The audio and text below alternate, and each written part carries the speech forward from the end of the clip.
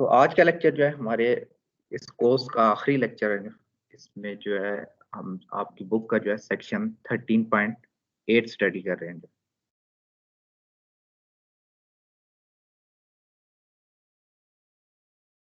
Which is about effective aperture area. And उसके अलावा जो है सेकंड चीज जो हम स्टडी करेंगे वो फिरिस फार्मूला जो है कि जो कि बेसिकली कम्युनिकेशन लिंक जो है बिटवीन टावर टू टावर जो है और let's say satellite to some user जो है वो कैसे जो है उसमें पावर ट्रांसमिट पावर और एंटीना गेन और रिसीव पावर और एंटीना गेन जो है कैसे रिलेटेड है, तो वो हम चीजें देखेंगे। अच्छा, स्टार्ट करते हैं हम जो है अफेक्टिव अपर्चर एरिया का क्या मतलब है। अफेक्टिव अपर्चर एरिया जो है वो डिफाइन किया जाता है जो है फॉर रिसीव एंटीना जो है। तो ये रिसीव एंटीना के कंटेक्स्ट में हम डिफाइन करते हैं। तो अज्यूम करें कि आपके पास एक इनकमिंग जो है आपके पास एक ईएम वेव है जो है। So let's say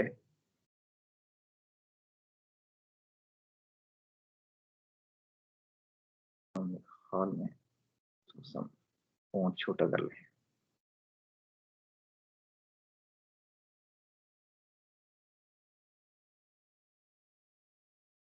so so let's say जो है डायरेक्शन ऑफ प्रोपगेशन जो है ये है जैसे यहाँ पे शो की गई है। और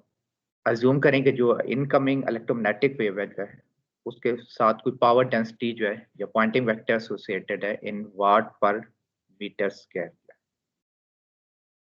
बेसिकली ये जो आपके पास पावर डेंसिटी है जो है,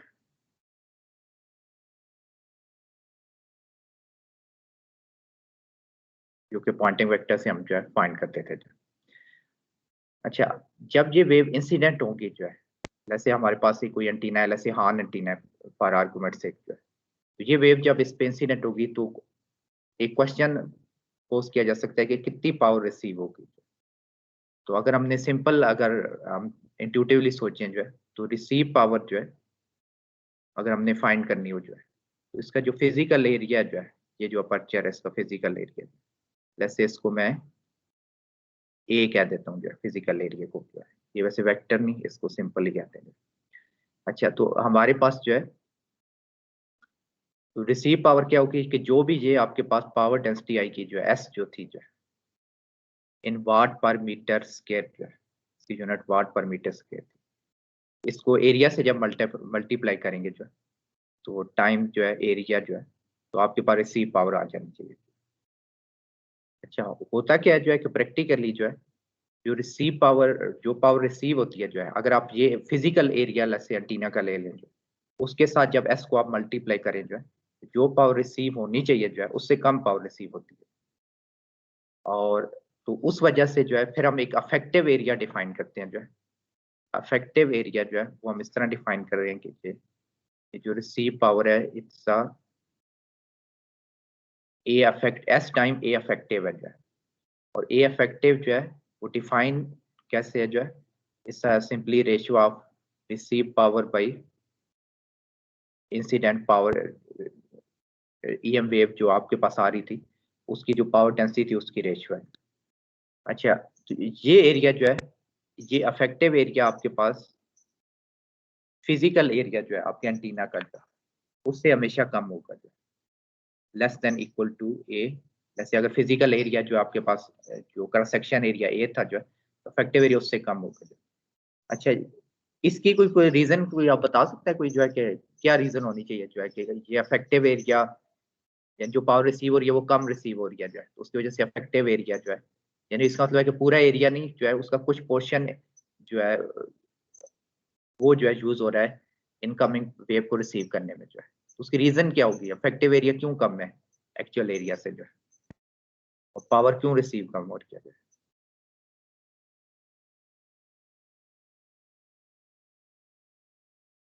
तो इसकी जो है एक रीजन जो है उसको सोचने के लिए जो है अगर आप कंसिडर करें लेट्स से रेक्टेंगुलर वेवगाइड हम का प्रॉब्लम कंसिडर करते हैं, तो उसमें जो है अगर उसके क्रॉस सेक्शन में देखें जो है तो उसका हम कहते हैं कि डोमिनेंट T10 मोड इसमें जो है प्रोपेगेट करता है, तो उसका इलेक्ट्रिक फील्ड जो है साइनोसाइडल टाइप जो है इलेक्ट्रिक फील्ड होता है आपके पास जो सेंटर पे मैक्सिमा होता है इलेक्ट्रिक फील्ड जो है, और जैसे जैसे हम एजेस की तरफ जाते हैं जो है, ये आपकी वो वेवगाइड की ए डायमेंशन है। तो ये यानी बेसिकली मैं इलेक्ट्रिक फील्ड का प्लॉट कर रहा हूँ। इलेक्ट्रिक फील्ड प्लॉट है जो है पार्ट डोमिनेट T10 मोड पे। अच्छा, तो ये अगर लेट्स से अज्यूम करें कि ये एक रिसीव एंटीना होता है जो है, और इस पे लेट्स से कोई इंसिडेंट होती पावर जो है, तो चूंकि इसका इलेक्ट्रिक फील्ड सेंटर पे मैक्सिमम है और एजेस पे कम है जो है, तो उस पे जो स्टैब्लिश इलेक्ट्रिक फील्ड होगा वो भी सी फॉर्म में होगा। अब फिजिकल एरिया जो है वो ए टाइम बी था जो है, लेकिन ये एरिया जो है, ये जो है मैं हाईलाइट कर रहा हूँ जो है, ये चूंकि इलेक्ट्रिक फील्ड यहाँ पे उसका मैग्नीट्यूड कम हो रहा है जो है, तो ये यानी प्रॉपर्ली यूटिलाइज नहीं होगा जो है। आइडियली जो है अगर आपके पास लेट्स से इस तरह का एक अपर्चर होता जो है, जिसमें फुल फुल यूटिलाइजेशन होनी चाहिए थी जो है आपके पास जो है, उसका इलेक्ट्रिक फील्ड जो है इस तरह का कुछ होना चाहिए जो कि अभी फिजिकली यानी वेवगाइड में पॉसिबल नहीं है, लेकिन बहरहाल और आर्गुमेंट से जो है यहाँ मैं बना रहा हूँ कि इलेक्ट्रिक फील्ड जो है ये बेसिकली यूनिफॉर्म इलेक्ट्रिक फील्ड है, यानी इलेक्ट्रिक फील्ड जो है वो यूनिफॉर्म है जो है। इसमें जो है अगर आपके पास इस पे अगर आपके पास कोई पावर जैसे इनकमिंग वेव जो है इंसिडेंट होगी जो है, तो इसमें जो है आपके पास जो रिसीव पावर होगी जो है, सिंपल आप फिजिकल एरिया जो है जैसे ए टाइम बी मल्टीप्लाई करके आपके पास जो है जो एरिया आएगा वही जो है उसको ऐसे मल्टीप्लाई करेंगे तो रिसीव पावर आ जाएगी जो। लेकिन चूंकि यहाँ पे एक्चुअल ऐसे वेव गाइड में हमारे पास जो है एक नॉन यूनिफॉर्म इलेक्ट्रिक फील्ड है, तो उस वजह से जो है फिर आपके पास जो इफेक्टिव एरिया जो वेव के कंटेक्स में जो उससे फील होता है जो है, वो आपके पास फिजिकल एरिया से कम होगा जो है। तो ये बेसिकली जो रीजन है जो है इफेक्टिव एरिया जो है आपके पास कम क्यों होता है, बेसिक बेसिक रीजन ये है कि आपके पास जो अपर्चर है जो आपके पास जो है जैसे वेवगाइड का अपर्चर है, उसमें इलेक्ट्रिक फील्ड जो है नॉन यूनिफॉर्म है। अच्छा, तो ये हमने अफेक्टिव अपर्चर एरिया हमने डिफाइन कर लिया जो है। अच्छा, एक और क्वेश्चन यहाँ से पोज किया जा सकता है कि एंटीना जो होता है उसका यूजुअली कोई गेन भी होता है जो है। जैसे हम इसके गेन को जी कह सकते हैं, तो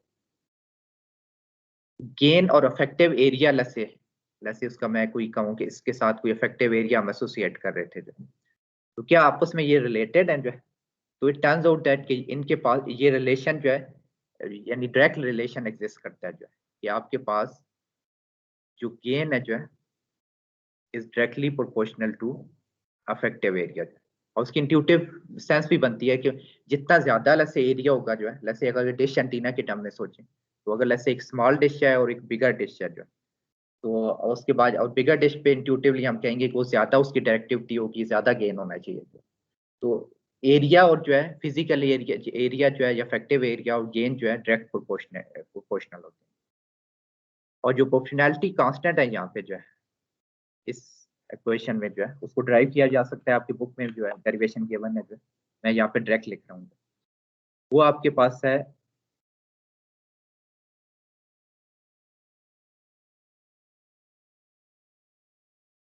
ये, बल्कि इसको इस तरह लिख लें पहले जो है ना कि इफेक्टिव एरिया जो है उसको प्रोपोर्शनल कर लें जो है गेन के जो है, और फिर हम प्रोपोर्शनैलिटी कांस्टेंट यहाँ पे लगाते हैं। वो प्रोपोर्शनैलिटी कांस्टेंट जो है आपका लैम्डा स्क्वायर ओवर 4 पाई है जो है, ये इनटू आपके पास ये गेन आ जाएगा जो है। तो ये आपके पास जिस फ्रिक्वेंसी पे आप ऑपरेट कर रहे हैं जो है, ये जो नंबर है जो है ये एक बस एक कांस्टेंट होगा जो है, जो कि ये प्रोपोर्शनैलिटी कांस्टेंट के तौर पे एक्ट कर रहा है जो है। इस तरह इसका मतलब ये है कि इफेक्टिव एरिया और एंटीना का गेन जो है आप इस रिलेशन से रिलेट कर सकते हैं। अब इसलिए इससे आप फिर गेन के रिलेशन को भी लिख सकते हैं कि g should be 4 pi a effective over lambda square जो है, ठीक है। ये रिसीव एंटीना के केस में हम इस तरह लिख सकते हैं 4 पाई ए ओवर लैम्डा स्क्वायर जो है, और ये रिलेशन जो है ये यूनिवर्सल रिलेशन है, ट्रू फॉर ऑल एंटीना होगी जो है।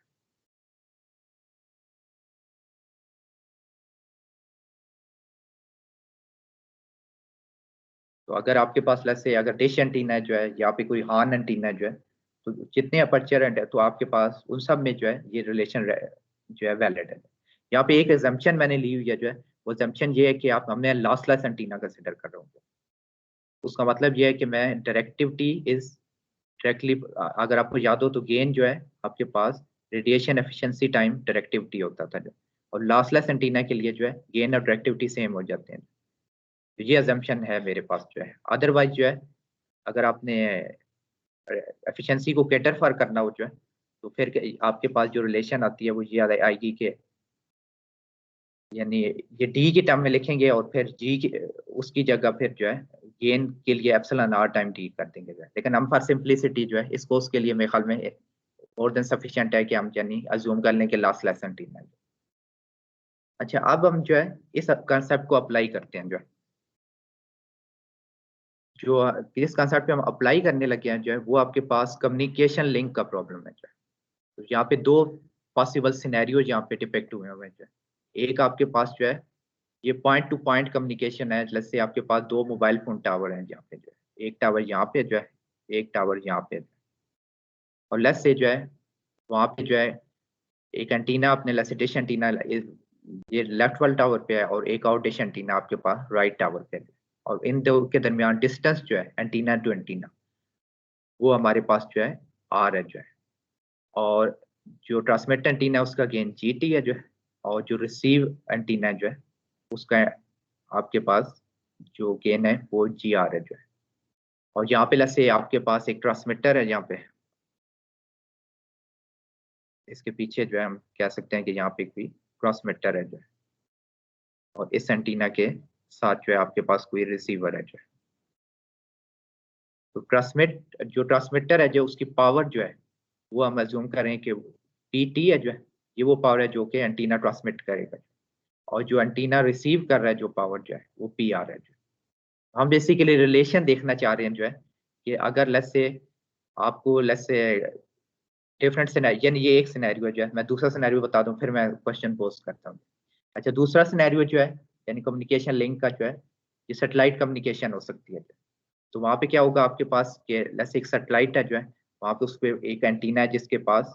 इसकी let's say transmit power PT है जो है और गेन जीटी है जो है। और लेट्स से आपके पास जो है होम यूजर है यहाँ पे कोई जो है, तो यहाँ पे एक और एंटीना जो है लगा हुआ है जो है, इसकी रिसीव कोई पावर वो रिसीव करेगा पी आर, और एंटीना का गेन जूम कर रहे हैं हम जी आर जो, और distance between satellite and user हम अगेन आर कह रहे हैं। तो जहाँ पे फिर डिफरेंट क्वेश्चन पोस्ट किया जा सकते हैं जब आप कम्युनिकेशन लिंक डिजाइन कर रहे होते हैं जो है। एक क्वेश्चन लेट्स से यहाँ पे लिखा हुआ है जो है, ये लेट्स से आपको ट्रांसमिट पावर पता है जो है लेट्स से सैटेलाइट की जो है, और गेन पता है जो है कि वो एंटीना का गेन क्या था, और आपको अपना जो antenna let's say dish antenna लगाया जो है लेट्स से रूफ पे जो है,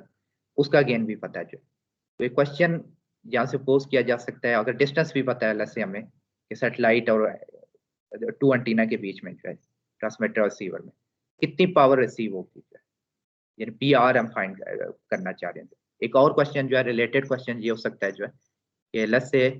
आप दो टावर जो है पॉइंट टू पॉइंट टावर आपने डिस्टेंस डिजाइन करना है जो है, आर लेट्स से अननोन है जो है। आपको ये पता है कि जो ट्रांसमीटर मैं यूज करने लगा हूँ टावर पे जो है उसकी पावर हमें पता है पीटी, और जो एंटीना आप लगा रहे हैं उसकी वो गेन जीटी है जो। और एक और टावर जो है रिसीव टावर है, उस पे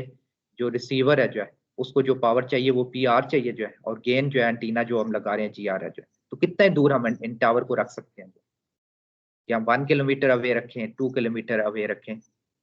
सच दैट के ये पी आर रिसीव जितनी हम पावर रिसीव करना चाह रहे हैं जो है वो रिसीव हो जाए। तो इस तरह के प्रॉब्लम जो है उनको हम कैटेगराइज करते हैं कम्युनिकेशन लिंक के प्रॉब्लम जो है, जिनमें जो है आप यानी डिस्टेंस फाइंड करते हैं या रिसीव पावर फाइंड करते हैं जो, या अगर बाकी लेस है कोई एक चीज आप फाइंड कर सकते हैं इन सब में से जो है ये 5 अननोन में से। इवन अगर लेसे आपको लेसे डिस्टेंस पता है, रिसीव पावर पता है, ट्रांसमीटर और रिसीव एंटीना के गेन पता है, तो आप जो ट्रांसमीटर की पावर चाहिए जो है वो भी फाइंड कर सकते हैं। तो ये सारे प्रॉब्लम कैसे हम इनको यानी ये रिलेशन फाइंड कर सकते हैं, इस क्वेश्चन को कैसे आंसर कर सकते हैं, उसके लिए हम जो फार्मूलाज यूज करते हैं वो फेरेस फार्मूला जो है या फेरेस इक्वेशन कहते हैं उसे, उसको देखते हैं कि वो कैसे हम जो है उसको ड्राइव कर सकते हैं। अच्छा, आइडिया जो है सिंपल है जो है, ये सिंपल टिपिकल प्रॉब्लम जो है, एक्चुअल प्रॉब्लम तो इसी तरह का होगा, कोई टावर होंगे जो है, लेकिन अगर आप सिंप्लीफाइड देखें तो दो एंटीना जो है और कोई उसके दरमियान कोई डिस्टेंस आ रहा है जो है। सेम केस जो है यहाँ पे है। तो यहाँ पे हम अज्यूम करें कि एक ट्रांसमिट एंटीना है जो और एक रिसीव एंटीना है, they are separated by some distance R, और जो ट्रांसमिट एंटीना है उसकी पावर जो है हम पीटी और गेन जीटी कह रहे हैं जो है, और रिसीव एंटीना जो है उसके गेन को जीआर और पावर को बीआर कह रहे हैं जो है। हम रिलेशन फाइंड करना चाह रहे हैं जो है, जैसे रिसीव पावर जो है अगर हमने फाइंड करनी है जो है, और जैसे पीटी जीटी और जीआर पता है और डिस्टेंस पता है आर, तो रिसीव पावर कैसे निकाल सकते हैं। अच्छा, तो इसको कैसे, इसको करने के लिए जो है अगर हमने ये डेरिवेशन करनी है फिर ट्रांसमिशन इक्वेशन की जो है, तो हम बिल्कुल लेट्स से बेसिक से अगर स्टार्ट करेंगे, अज्यूम करें कि ट्रांसमीटर के साथ जो है एक आइसोट्रोपिक एंटीना लगा हुआ है जो कि इक्वल पावर हर तरफ जो है,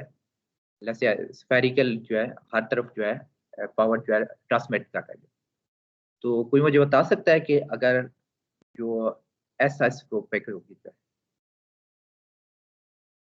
जो कि आपके पास पावर डेंसिटी है जो है, यानी जो भी आपने अगर ऐसे ट्रांसमिट पावर पीटी दी हुई है जो है,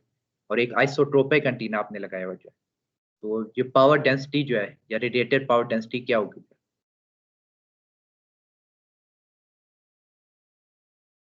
पावर पर यूनिट एरिया हमने करना है ना, ये हम पहले भी कर चुके हैं जो है। पावर आपकी पीटी है जो है,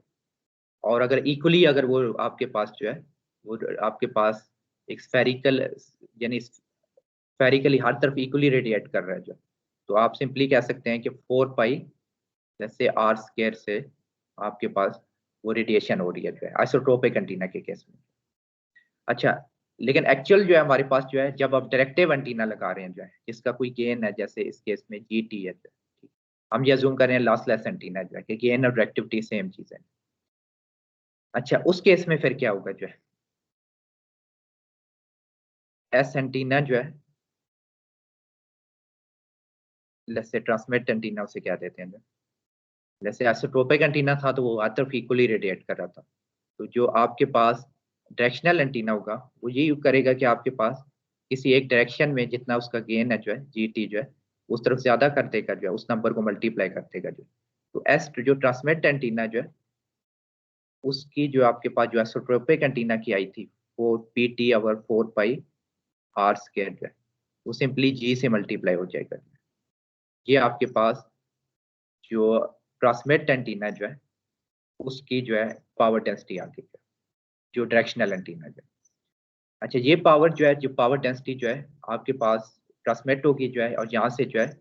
एक वेव जनरेट होगी जो है, तो यहाँ पे एक वेव है, ये जो है ये वेव जो है आपके पास जो रिसीव एंटीना है उस पे की अपर्चर पे आपके पास इम्पेंज होगी। अच्छा, तो अब कितनी पावर रिसीव होनी चाहिए यहाँ पे जो है, तो रिसीव पावर जो है हम रिसीव एंटीना की अब बात कर रहे हैं जो है, ठीक है। तो अब हम लिखने लगे हैं power received by receive antenna. तो अगर आपका एस एंटीना जो है आपको एक वेव आ रही है जो है, जो जिसकी जैसे हम कहते हैं एस एंटीना हमने टी क्या हुआ है जो है, तो वो जो है उसकी ये पावर डेंसिटी है जो है। तो अगर हम वो इफेक्टिव अपर्चर एरिया वाला जो कॉन्सेप्ट है वो यूज करें तो हम लिख सकते हैं कि जो रिसीव पावर होगी जो है वो अफेक्टिव अपर्चर एरिया टाइम जो भी ये एस एंटीना है जो है, यानी वाट पर मीटर स्क्वायर टाइम आपके पास जो है, मीटर स्क्वायर करेंगे तो आपके पास वाट में पावर आ जाएगी। अच्छा, यहाँ पे जो है जो एस एंटीना जो है वो तो आप स्ट्रेट फॉरवर्ड यही नंबर आ जाएगा आपके पास जो है P T over 4 pi R square time G T जो है, जो अफेक्टिव अपर्चर एरिया जो है उसकी रिलेशन जो है हम पहले ड्राइव कर चुके हैं जो है, ये जो गेन होता है जो है वो होता है 4 पाई ए इफेक्टिव और लेमडा स्क्वायर जो है। तो यहाँ से आप फिर जो है ए इफेक्टिव जो है उसकी रिलेशन लिख सकते हैं जी लेमडा स्क्वायर ओवर 4 पाई, तो ये रिलेशन वहां पे हम सब्स्टिट्यूट करते हैं जो है।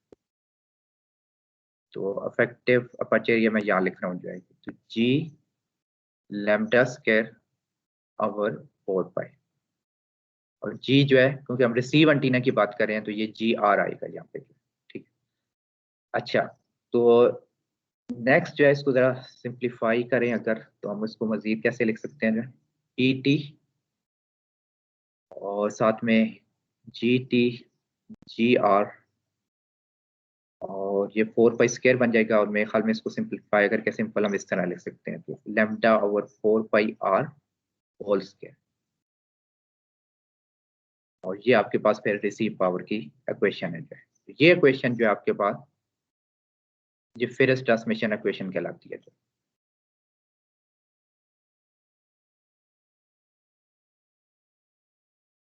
तो इस इक्वेशन को हम कह रहे हैं कि ये आपके पास फेरस ट्रांसमिशन इक्वेशन है,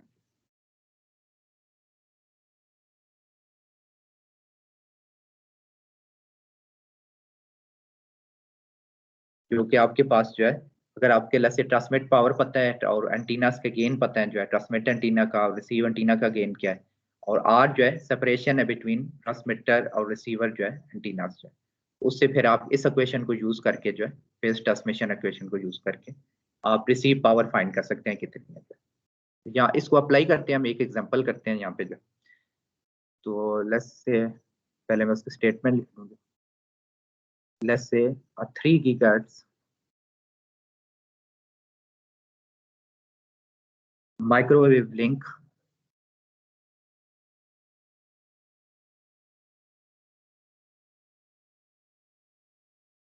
consists of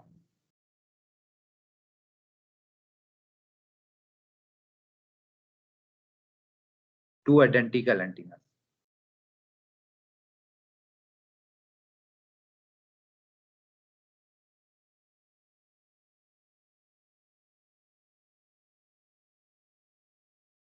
With a gain of each with a gain of 30 dB.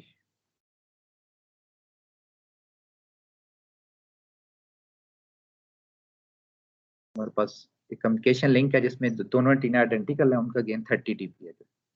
अच्छा, और एंटीना के जो है, अच्छा आगे क्या जो है कि इसकी transmit power is 1 kilowatt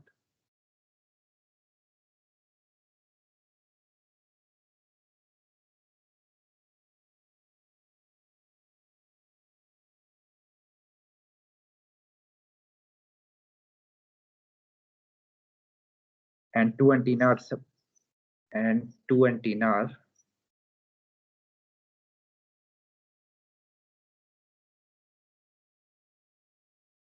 say 10 kilometer apart.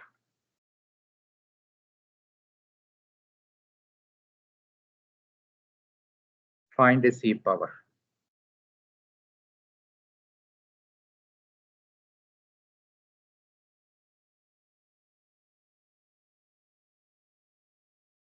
Okay तो हमारे पास जो टिपिकल सिनेरियो है जो है टिपिकल कम्युनिकेशन लिंक का सिनेरियो है जो,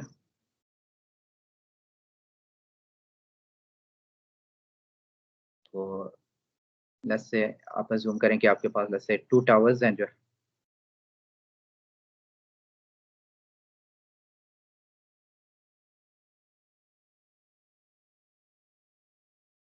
और यहाँ पे आपके पास लेट्स से एक ट्रांसमिट एंटीना है जो है, और यहाँ पे लेट्स से एक रिसीव एंटीना है। तो जो डिस्टेंस है जो है बिटवीन ट्रांसमिटर एंड रिसीवर जो है, ये एंटीना जो है वो आपके पास 10 किलोमीटर है जो है, तो आर बेसिकली आपके पास 10 किलोमीटर है। और एंटीना जो है उनके जो है वो आइडेंटिकल एंटीना जो है, तो लेट्स से उसके जी टी और जी आर इक्वली है, तो उसको मैं जी कह रहा हूँ। तो जी जो है आपके पास यहाँ पे 30 dB है जो, ये इस एंटीना का गेन, और इस एंटीना का गेन जो है 30 dB है जो। अच्छा, उसके अलावा ट्रांसमिट पावर बता दी गई है जो है, ट्रांसमिट पावर कितनी है जो है 1 किलोवाट है जो, तो पी टी जो है ट्रांसमिट पावर जो है आपके पास 1 किलोवाट है। और रिसीव पावर अननोन है जो है, ये हमने फाइंड करनी है। और जो फ्रिक्वेंसी जिस पे ऑपरेट कर रहे हैं जो है, वो आपके पास जो है 3 गीगाहर्ट्ज है जो है, ये हमें पता है जो है। तो उसके लिए हमें जो है फिर इस ट्रांसमिशन इक्वेशन लगाते हैं जो है, तो रिसीव पावर की जो इक्वेशन है जो है वो हम यहाँ पे लिखते हैं जो है, रिसीव पावर जो है वो आपके पास थी पी टी, और G T time G R था, चूंकि आइडेंटिकल एंटीना जो है तो यहाँ पे हमारे पास जी स्क्वायर बन जाएगा, और साथ में lambda over 4πr whole square. ठीक है, तो ये आपके पास फेरस ट्रांसमिशन इक्वेशन लिखी है। अच्छा, इसमें आपके पास लैम्डा अननोन है जो है, और गेन जो है आपके पास डीबी में गिवन है। तो सबसे पहले आपको उसे कन्वर्ट करना है जो है लीनियर स्केल में जो है। तो ये काम कर लेते हैं। जैसे इसको क्वेश्चन 1 में क्या सकते हैं। तो सबसे पहले जो है लैम्डा फाइंड कर जो है वो लैम्डा फाइंड कर लेते हैं। तो लैम्डा जो है, अगर c is equal to F lambda वाला रिलेशन यूज करें जो, तो आपके पास 3 × 10⁻⁸ और फ्रीक्वेंसी हमारी 3 की क्या थी जो है 3 × 10⁻9 आएगा। तो आपके पास जो है ये नंबर लैम्डा जो है 0.1 मीटर बन जाएगा।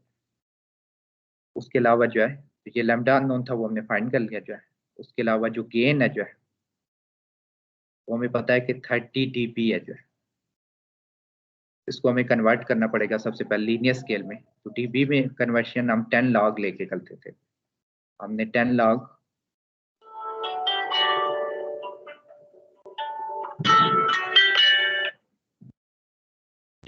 अगर आप जैसे हम जी